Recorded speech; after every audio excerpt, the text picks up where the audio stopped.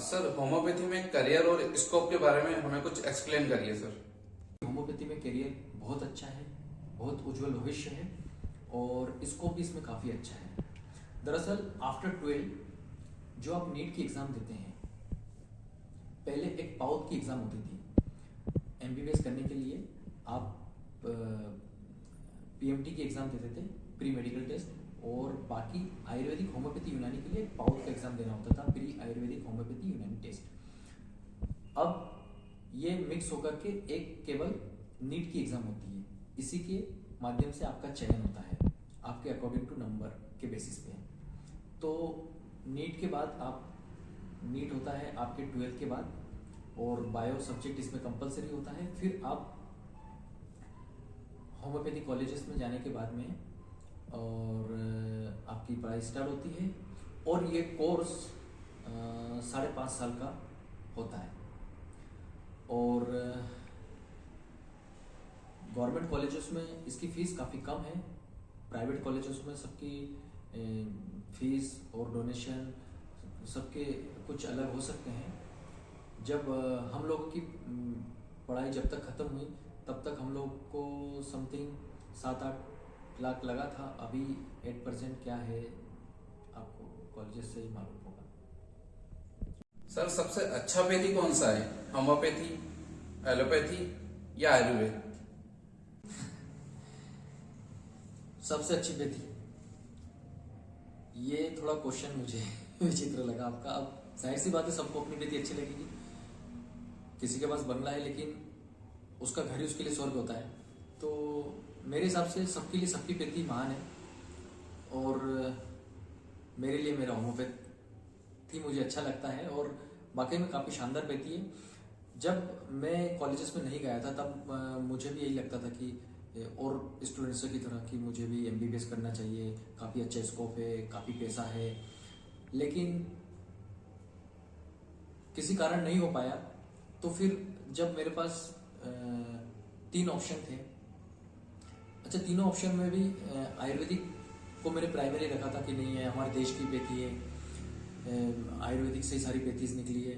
फिर बाद में पता चला कि होम्योपैथी तो एक्चुअली ये गवर्नमेंट डिसाइड करता है रैंकिंग के हिसाब से, और इसकी फ़ीस भी।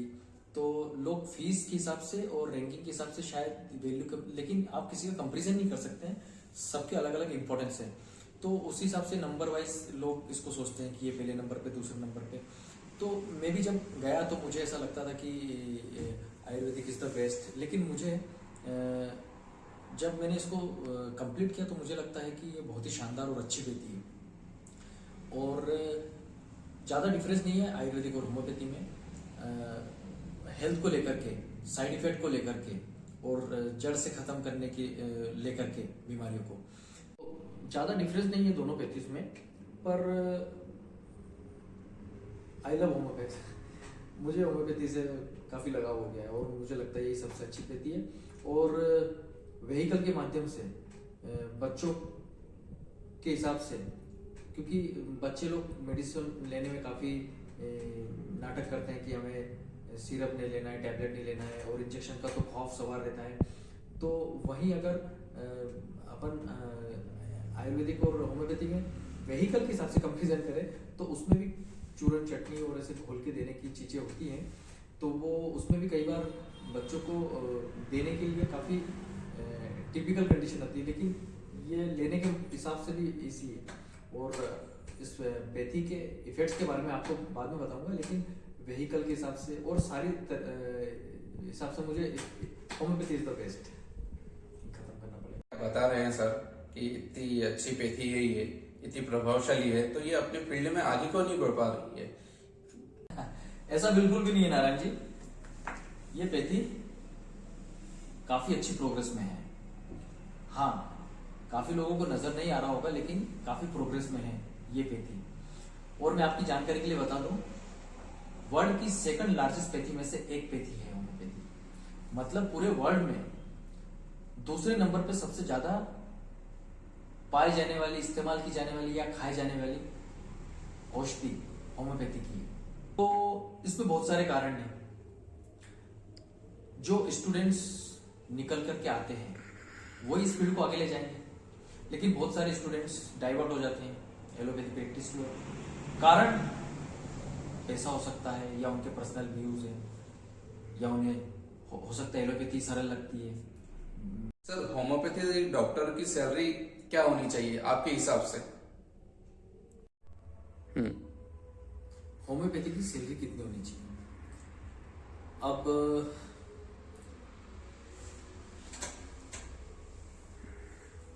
अच्छी होनी चाहिए, बेहतर होनी चाहिए, बेहतर से बेहतर होनी चाहिए। लेकिन मैंने देखा है कि होम्योपैथी हॉस्पिटल तो बहुत कम दिखे दिल्ली या मुंबई में या बेंगलोर में साइड में होम्योपैथी हॉस्पिटल्स हैं। वहाँ कैसे क्या सैलरी है इसका मुझे आइडिया नहीं है। लेकिन ज़्यादातर आपको होम्योपैथ आपको हॉस्पिटल्स में काम करते हुए पाए जाएंगे। और 90% जो ये कॉर्पोरेटर अस्पताल भी है, नर्सिंग होम से लेकर के कॉर्पोरेट अस्पताल में आपको होम्योपैथ आयुर्वेद काम करते हुए मिलेंगे। अब डिस्ट्रिक्ट वाइज उनकी सैलरी रहती है। मतलब आपको शायद हो सकता है इंदौर में जितनी सैलरी है उससे ज़्यादा गुजरात में मिले, ऐसा अलग अलग है। और एक्सपीरियंस के आधार पर मिलता जाता है, या जो हॉस्पिटल का जो ऑनर होते हैं वो डिसाइड करते हैं। पर ये आप में एबिलिटी होनी चाहिए, आप कितना कैसे क्या ले रहे हैं। कई बार आप के एक्सपीरियंस बढ़ते जाते हैं तो आपकी सैलरी डिमांड भी बढ़ती जाती है और आपको मिलता भी। तो ये आप में एबिलिटी होनी चाहिए कि आप कितना ले पा रहे हैं हॉस्पिटल से। ये आपके एक्सपीरियंस और प्रैक्टिस के पर निर्भर करता है। लेकिन ये तो रही सैलरी की बात। लेकिन अगर आप प्रैक्टिस बेहतर करते जाएंगे तो जैसे आजकल मार्केटिंग वाले बोलते रहते हैं कि आप बस क्वालिटी दीजिए, पैसा मिलेगा। तो अगर आपने इस होम्योपैथी को आगे ले गए तो आपके पास मेरे हिसाब से इतना होगा कि आप अवेयर नहीं पाएंगे। क्योंकि आजकल मार्केट में क्या कुछ नहीं चल रहा है, और आपके पास तो होम्योपैथी नहीं है, आपके पास होम्योपैथी का दूसरा नाम ही क्वालिटी है। बहुत सारे प्रैक्टिशनर सिर्फ उनको कुछ आता भी नहीं है और मल्टीमीडिया खिला के प्रैक्टिस कर रहे हैं, और आपके पास तो भरमार है। एक एक चीज की, एक एक बीमारी के लिए मल्टीपल ऑप्शंस है। तो आप सोचिए आप क्या कमाल कर सकते हैं, ये आपके पास है। इसको आपसे बेहतर कोई नहीं जान सकता।